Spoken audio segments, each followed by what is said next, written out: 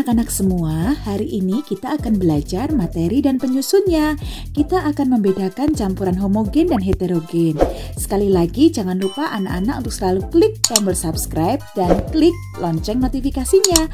Jangan lupa untuk selalu like, share, dan juga komen supaya konten YouTube Miss kita selalu bermanfaat bagi semua orang. Kalian tahu nggak apa itu zat atau yang disebut dengan materi?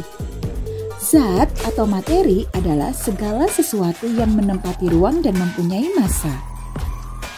Nah, bagian terkecil dari suatu zat disebut atom.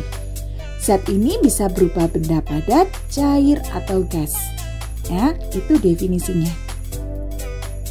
Nah, benda non-materi apa saja itu? Yaitu benda yang tidak menempati ruang dan tidak punya massa, dan itu bukan termasuk materi. Berikut ini adalah benda-benda yang tidak termasuk materi, yaitu bayangan, panas, suara, dan cahaya. Nah, zat sendiri dibagi menjadi dua, yaitu yang pertama zat tunggal, kemudian zat campuran. Zat tunggal dibagi menjadi unsur dan senyawa, sedangkan zat campuran itu dibagi menjadi campuran homogen dan heterogen. Nah, berikutnya unsur. Unsur diartikan sebagai zat tunggal yang tidak dapat diuraikan lagi menjadi zat-zat lain yang lebih sederhana dengan reaksi kimia biasa. Itu definisi dari unsur. Nah, unsur itu dibagi menjadi unsur logam dengan contoh yaitu aluminium, emas, perak, kalsium, tembaga, besi, natrium, timbal, dan timah. Ini golongan unsur logam. Kemudian unsur yang kedua adalah unsur non-logam. Nah, ini adalah anggota-anggota unsur non-logam. Ada oksigen, hidrogen, karbon, belerang, fosfor, nitrogen, dan iodin. Ya, ini unsur non-logam. Nah, kemudian senyawa. Senyawa itu apa sih? Anak-anak tahu nggak? Nah, berikut ini adalah definisi dari senyawa. Senyawa didefinisikan sebagai zat yang dibentuk dari berbagai jenis unsur yang saling terikat secara kimia dan memiliki komposisi yang tetap. Nah, itu definisi dari senyawa. Senyawa terdiri dari beberapa unsur, maka senyawa dapat diuraikan menjadi unsur-unsurnya dengan proses tertentu, anak-anak.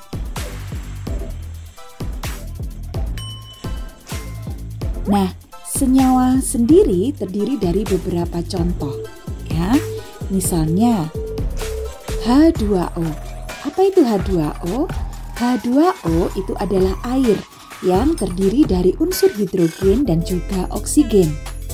Kemudian ada NaCl. Apa itu NaCl? NaCl adalah garam dapur. Nah, garam dapur ini terdiri dari unsur natrium dan klor. Nah, ini beberapa contoh senyawa. Nah, kemudian contoh-contoh senyawa yang lain adalah senyawa organik dan anorganik.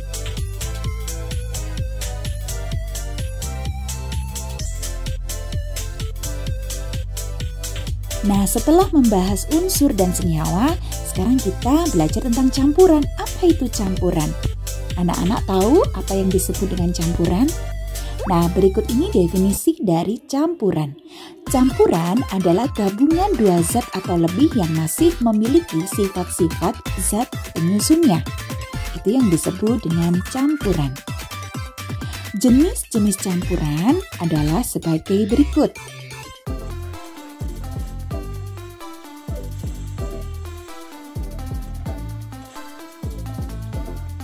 Yang pertama adalah campuran homogen. Ya, ini campuran homogen. Apa itu campuran homogen?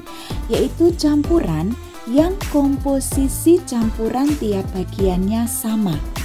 Itu campuran homogen. Contohnya, air yang ditambah dengan gula menjadi larutan gula. Setiap larutan itu adalah campuran homogen.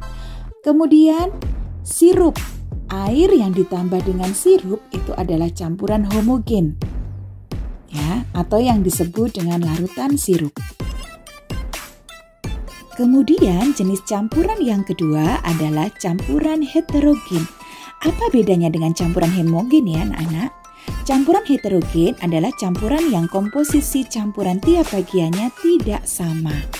Contohnya apa ya? Contohnya air dan minyak. Coba perhatikan. Air dan minyak ini tidak sama komposisi campurannya.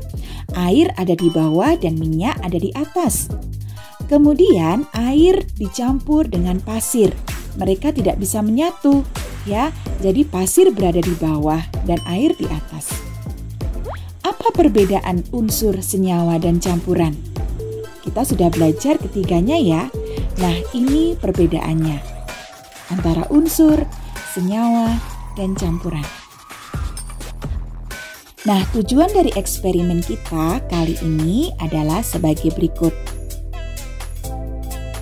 Yang pertama, siswa dapat membedakan unsur, senyawa, dan juga campuran melalui eksperimen.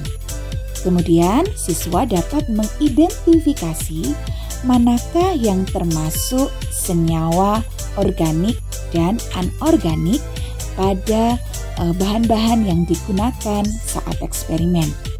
Kemudian yang ketiga, siswa dapat mengidentifikasi manakah yang termasuk campuran homogen dan campuran heterogen. Nah, supaya kalian lebih paham, sekarang Miss Gita ajak kalian untuk bereksperimen. Nah, anak-anak, ini adalah alat-alat yang kita gunakan untuk belajar tentang mana yang disebut dengan larutan, mana yang disebut campuran, mana yang disebut dengan campuran homogen, mana yang disebut dengan campuran heterogen. Pertama-tama kita akan siapkan 8 buah gelas plastik berukuran sama. Nih ya, 8 buah. 1, 2, 3, 4, 5, 6, 7, 8. 8 buah gelas plastik berukuran sama. Kenapa berukuran sama? Supaya volume air yang ditambahkan dalam kondisi yang sama juga. Begitu ya. Kalau gelas plastiknya ukurannya beda-beda, nanti kita tidak bisa menyamakan ukuran airnya. Nah, nanti kita pakai gelas plastik yang ukurannya sama. Nanti kita akan tambahkan air sampai dengan batas ini, ya, batas gelas ini. Nih, ya, di sini kan ada batas gelasnya. Ya, jadi kita akan tambahkan air sampai di batas gelas ini, sampai di leher gelasnya. Kemudian kita juga membutuhkan 8 sendok makan. Anak-anak bisa pakai sendok makan yang biasa buat makan atau sendok makan plastik juga boleh, yang seperti ini juga boleh ya. Tapi ukurannya sama, supaya apa? Kita mengkondisikannya juga sama. Jumlah zat yang diambil juga sama. 1 sendok makan ukurannya sama. Seperti itu ya. Nah, terus kenapa kalau pakai gelas yang tidak plastik gimana, Miss? Tidak apa-apa, misalnya pakai gelas kaca boleh, tetapi ukurannya sama dan harus transparan. Kenapa transparan? Karena kita nanti akan mengamati satu persatu manakah yang disebut dengan campuran homogen, mana yang disebut dengan campuran heterogen. Jadi kita akan mengamati satu persatu dari luar gelas, begitu ya. Nah, kalau gelasnya itu bukan gelas transparan, anak-anak akan sulit mengamati. Kemudian kita membutuhkan air sebagai media pelarut. Nah, ini ya airnya sebagai media pelarut. Kita juga membutuhkan air hangat ya. Kita juga membutuhkan air hangat. Anak-anak sudah siapkan air hangat untuk melarutkan beberapa zat tertentu gitu ya. Jadi kita di sini nanti ada 8 zat yang hanya bisa larut pada air panas begitu ya. Nah, kita membutuhkan air panas atau air hangat. Lalu setelah itu kita membutuhkan kertas label. Jadi kertas label ini akan kita gunakan untuk memberi label masing-masing larutan gitu ya, supaya anak-anak tidak salah pengamatan begitu ya.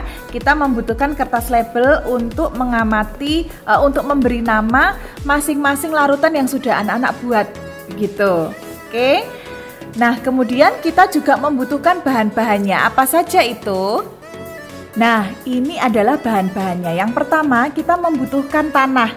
Ya, tanah yang ada di depan rumah juga boleh. Kalau anak-anak tidak punya tanah, anak-anak bisa menggunakan pasir juga boleh ya. Bisa menggunakan tanah, bisa menggunakan pasir.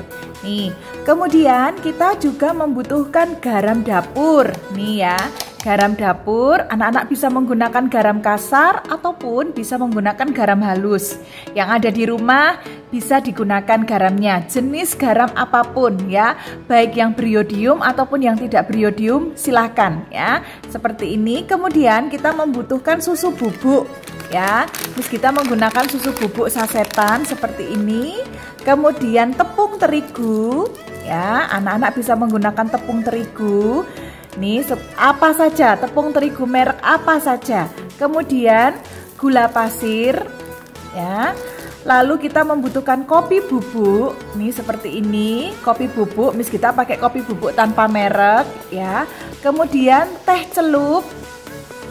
Nah, yang terakhir kita membutuhkan deterjen bubuk. Nih ya, deterjen bubuk apa saja. Anak-anak punya deterjen bubuk merek apa saja silahkan digunakan. Oke. Nah, pertama-tama apa yang harus kita lakukan? Yang harus kita lakukan pertama kali adalah menyiapkan pelarutnya terlebih dahulu. Nah, langkah yang pertama kita isi gelas nomor 1 sampai gelas nomor 6 dengan air biasa sampai setinggi leher gelas. Ya, kita akan isi air biasa gelas nomor 1 sampai gelas nomor 6. Nah, sedangkan gelas nomor 7 dan 8 kita akan beri setengah air panas dan setengah air biasa. Ya, nah kita beri setengah dulu, kemudian kita campur dengan air biasa hingga seleher gelas. Ya, nih kita beri setengahnya dulu, kemudian kita tambahkan air biasa. Nah, setelah itu kita masukkan 1 sendok makan garam di gelas pertama. Oke, kemudian 1 sendok makan tanah di gelas kedua. Sudah? Nah, kemudian gelas ketiga kita isi 1 sendok makan tepung terigu. Jangan salah ya, jangan terbalik ya. Gelas nomor 4 kita isi 1 sendok makan gula pasir. Gelas kelima kita isi 1 sendok makan deterjen bubuk. Gelas keenam kita isi 1 sendok makan susu bubuk. Ya, 1 sendok makan susu bubuk.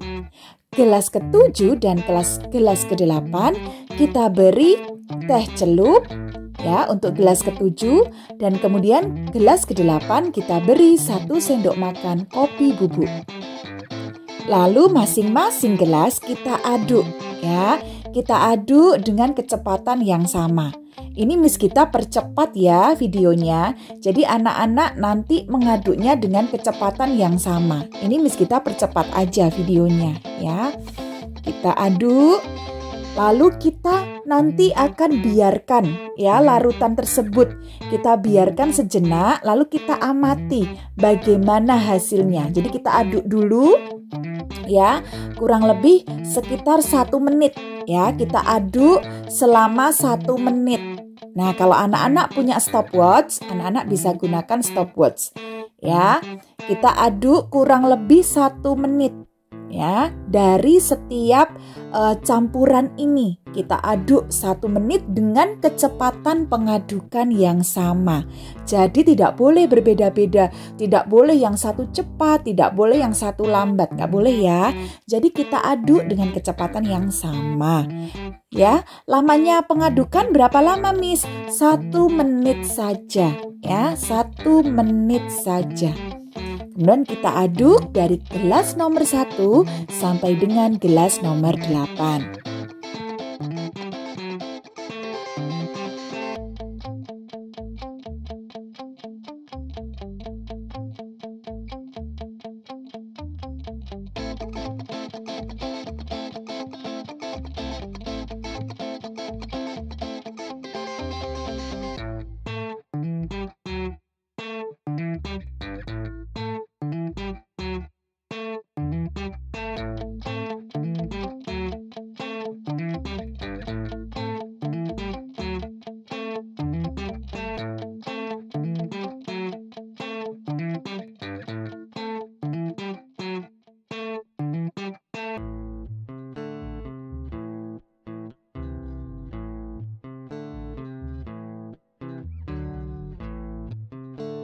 Nah, setelah kita diamkan beberapa saat, kemudian kita label masing-masing gelas dengan keterangan masing-masing campuran ini ya.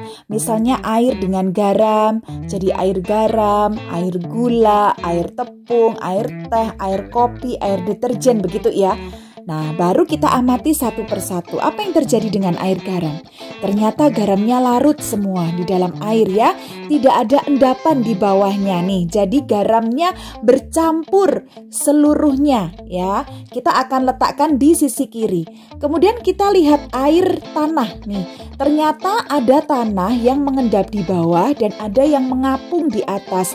Jadi tanah tidak bisa bercampur di dalam pelarutnya. Kita letakkan di sisi kanan. Kemudian air tepung. Air tepung juga tidak bisa bercampur. Lalu air gula pasir. Nah, gula pasirnya larut nih, tidak ada endapannya ya. Jadi kita letakkan di sisi kiri.